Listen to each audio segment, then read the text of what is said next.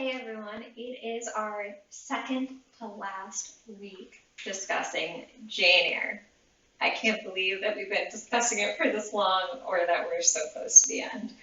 So as you can see here, based on my bookmarks, we really are almost done. And I'm really excited to finish the book at this point. So let's dive in and talk about this week's questions, or prompts rather. Let me find my page.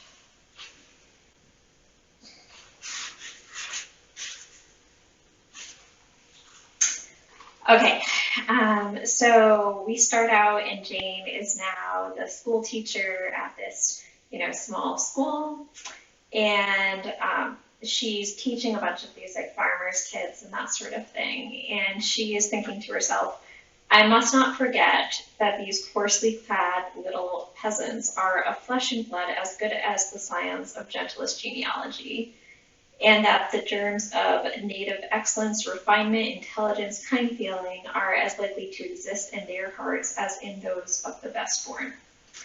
I included this passage because I actually found it really weird.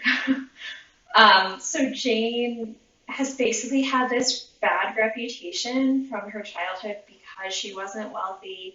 I think she was, somewhat highborn, but, after her family died, that kind of went away. So the fact that she is having to like mentally remind herself that, these kids are just as good as anyone else, despite not being highborn. I was like, well, yeah, obviously that's been kind of the point of the whole book. Like, why are we talking about this? So let me know if you found something different in that passage, but I personally found it a little odd. So let me know what your thoughts are there.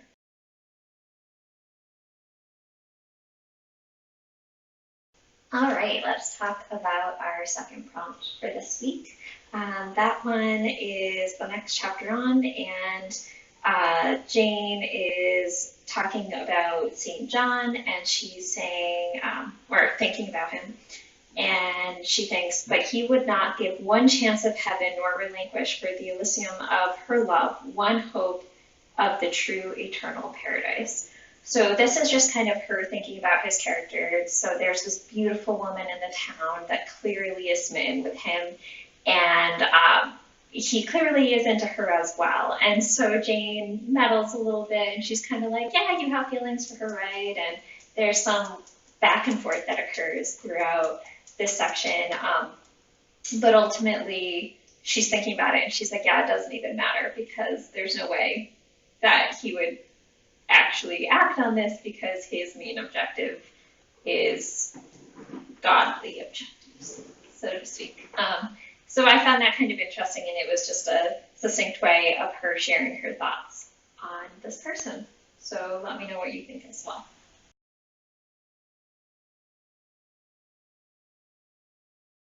All right, so this next part gets super interesting. So first of all, to take a little step back, Jane's been working on her art a lot, and at one point, St. John came into her house and saw her working on her art and like tore off a corner of something, and she was like, that was super weird. But then he left, and then he came back, and he starts telling her this story, and I'm going to share it with you.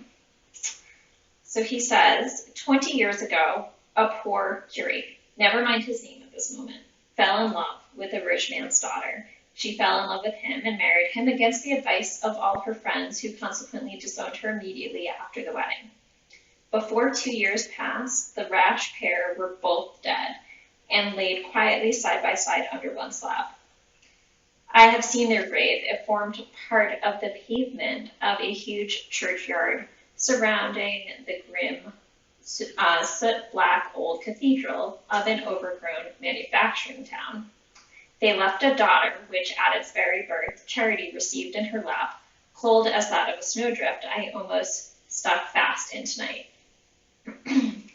Charity called this friendless thing to the house of his rich maternal relations. It was reared by an aunt-in-law, called, I come to names now, Mrs. Reed of Gateshead. You start. Did you hear a noise? I dare say it, only a rat scrambling along the rafters of the adjoining schoolroom. It was a barn before I had it repaired and altered, and barns are generally haunted by rats. To proceed, Mrs. Reed kept the orphan 10 years. Whether it was happy or not with her, I cannot say, never having been told. But at the end of that time, she transferred it to a place you know, being no other than Lowood School, where you so long resided yourself. It seems her career there was very honorable. From a pupil, she became a teacher like yourself.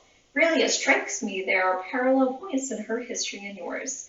She left it to be a governess. There again, your fates were analogous. She undertook the education of the ward of a certain Mr. Rochester.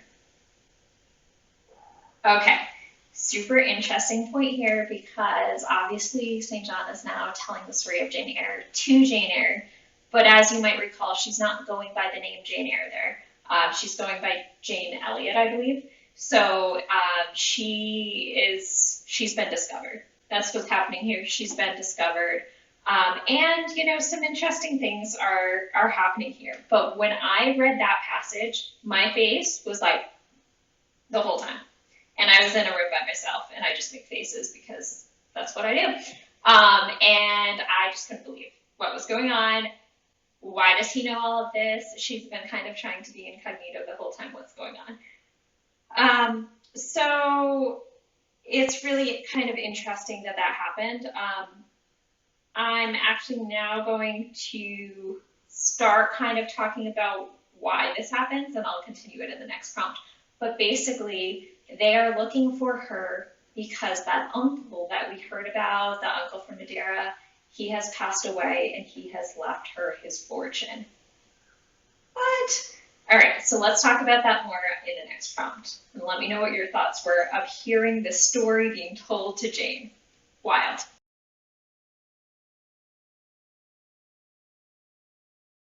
Okay, so this next part is interesting because Jane's hearing the story and she's like, wait a second. We are in a very remote village. We're pretty far off from where Mr. Rochester lives. We're pretty far off from the Reeds. Like, what's going on? Why is it that you know the story of Jane Eyre? Why are people looking, like, why did they come to you? I don't really care why they're looking for her. She's still thinking that it's Mr. Rochester looking for her at this point. Why did they come to you? In particular, why you? And he's like, oh, maybe my sister should tell you. I don't know. It's snowy. I'm going to leave. Whatever. And she's like, no. So then she has this epiphany, this like light bulb moment. Boom. And she thinks, circumstances fitted themselves, shot into order. The chain that had been lying hitherto, a formless lump of links, was drawn out straight. Every ring was perfect, the connection complete. I knew by instinct how the matter stood before St. John had said another word, but I cannot expect the reader to have the same instinctual perception. So I must repeat his explanation. And I'll go on to tell you as well. My mother's name was Eyre. She had two brothers, one a clergyman who married Miss Jane Reed of Gateshead. So, you know, Mrs. Reed, we know this. The other, John Eyre, Esquire, merchant, late of Funchal, Madeira. Mr. Briggs, being Mr. Eyre's solicitor, wrote to us last August to inform us of our uncle's death and to say that he had left his property to his brother and clergyman's orphan daughter, overlooking us in consequence of the quarrel. Okay, so here's what happened. So they are related. This whole time, she went from thinking, I'm this orphan living with the Reeds after her parents died. So that was the first part of what she thought. Then she finds out, oh, I actually have this uncle in Madeira. So her mind is open, like, oh, this is so great. I have a relative that I haven't met. I'm so excited to meet this person. And then what happens? But the uncle dies. So she's like, I didn't even get a chance to meet him. What the heck? But then in the same moment that she learns that the uncle died, she actually learns that all these people are related to her. Because if, you know, her uncle was their uncle, guess what? They're cousins. Exciting times. So I just not only picked this because of the amazing writing of Charlotte Bronte yet again, but also because it was such a pivotal plot point of them being related. So that is that discussion, and we have a few more left for us in this section as well.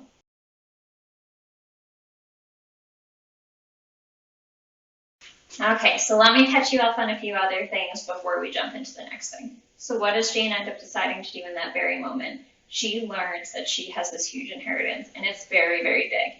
And you might recall back that when she first went to stay with St. John and his sisters, it was discovered that they were expecting an inheritance and that they kind of needed it because their dad had lost money in investments and they weren't really left anything when he died. So they were kind of expecting to get this inheritance from their uncle passing and didn't get it. So she's like, duh, this is really easy.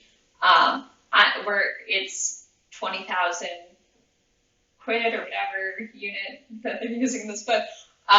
Let's divide it 4 ways. Easy peasy. This was like an unfathomable amount of money for me to inherit. I don't even know what I would do with it, but like, yeah, 5,000, that's fine.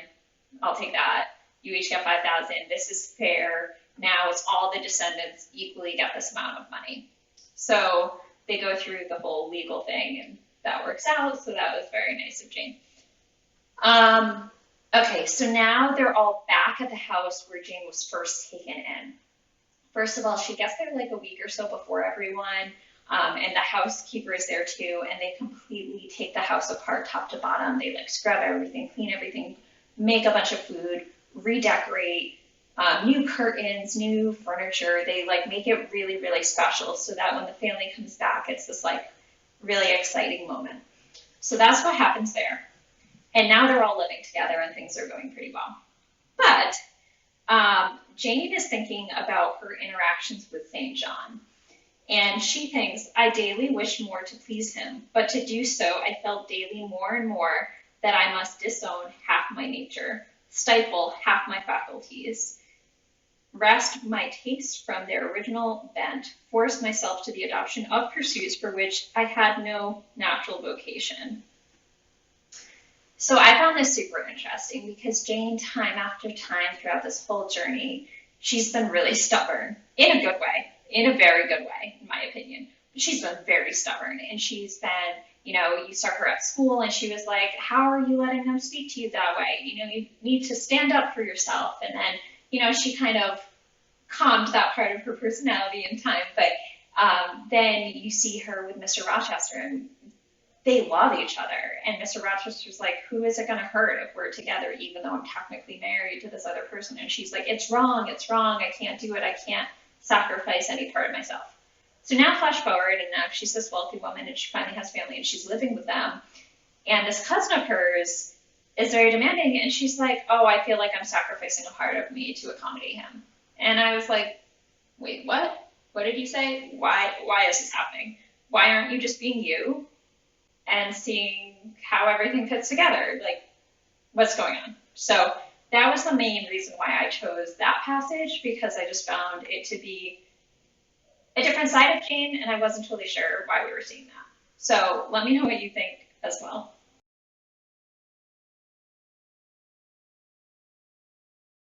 All right, so Jane and St. John and the sisters are all living together, and things are going really well. And what ultimately ends up happening is one day St. John asks Jane if she will study the language that he's studying for his upcoming missionary trip. And she's not interested in it, but she kind of likes having his approval, as we talked about before, so she starts to study it as well. And then one day, after a significant time has passed, they decide that they go for a walk. And on the walk, he asks her to marry him. So they are cousins, and I don't know if that's the thing that happened in that time period, because I don't actually know a bunch about how people behaved in that time period, nor do I read a lot of books set then. So if one of you knows, please let me know. But the more striking part to me wasn't the cousin marriage proposal part, because, okay, that's fine. I can wrap my head around times being different, whatever. The most striking part is the fact that they're not really romantically interested in each other at all. So St. John keeps making this argument, like, you would make a good missionary's wife, you're you're this and you're that, you're hardworking, you're smart, you're compassionate, you care about doing the right thing, yada, yada, yada. And Jane's like, yeah, I would make a good missionary because I'm awesome. I don't need to be someone's wife to do this. I'm not planning on getting married. So I'll go, I'll be with you. We can be like cousins or we can be like brother and sister, but we don't need to be like husband and wife. And he kind of has a problem with that. But one thing he starts saying, which I found interesting, is he said, I have an answer for you here. I have watched you ever since we first met. I have made you my study for 10 months. I have proved you in the time by sundry tests, and what have I seen and enlisted? In the village school, I found you could perform well, punctually, upright, yada, yada, yada. So he goes through all these things that he's been observing. I found this to be an interesting parallel to when Mr. Rochester actually tells her all the background of how he felt about her, because he also was like, I've been watching you and observing you, but his was totally different, and his was really more romantic, because Mr. Rochester was like, I've been watching you because I loved you and I wanted to see if you maybe felt that way about me. And St. John is like, I've been watching you to see if you're like sturdy and punctual and able to be a good missionary's wife. Like, just not the most heart-wrenching proposals I've ever heard in my entire life. That's all I'll say. So I just found that to be a really interesting stark contrast between her two proposals that she's received. So that's why I chose that. But in general, this whole scene of them walking is super interesting, and I'm very curious to hear what you all thought as well. So please do let me know.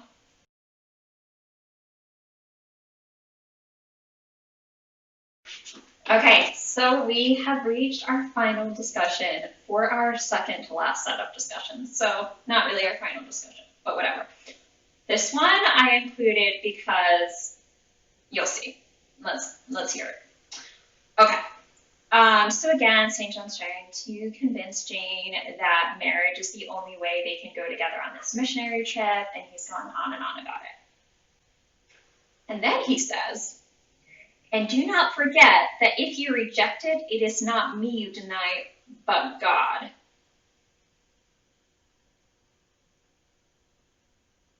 Yeah, he went there. So what he's saying is, again, like, the only way you can do God's work is by being my wife. Since you're not actually interested in being my wife, I'm now going to play the God card. Not cool, St. John, not cool. Found that to be so manipulative and unnecessary, really. Like, Jane is a smart, independent woman. She's going to do whatever she wants. She's not going to be swayed by you. Don't even try to manipulate her. It's not cool. Found that to just be really cringeworthy. Yep, that's the best way to say it. So that is more or less how this section actually ended. I mean, also there's like a whole, he kind of storms off and then she goes into the house and is like, good night, just so that they don't go to bed on like terrible terms. That's it. That's how the section ends. That's all I know so far. So we only have 4 chapters left, and it's like a tiny amount of pages in my word cloud book because it's a really small font, but this is all that we have left. Not very much when you look at how thick the book is. So I think I'm going to end up speeding through this so that I can finally know what else is in store for Jane. Very excited to read this one. I don't want to say it until I'm done, but I think that this is ultimately one of my absolute favorite classics, which is very cool. So let me know your thoughts on this week. Very excited to hear it, and we will discuss some more next week too.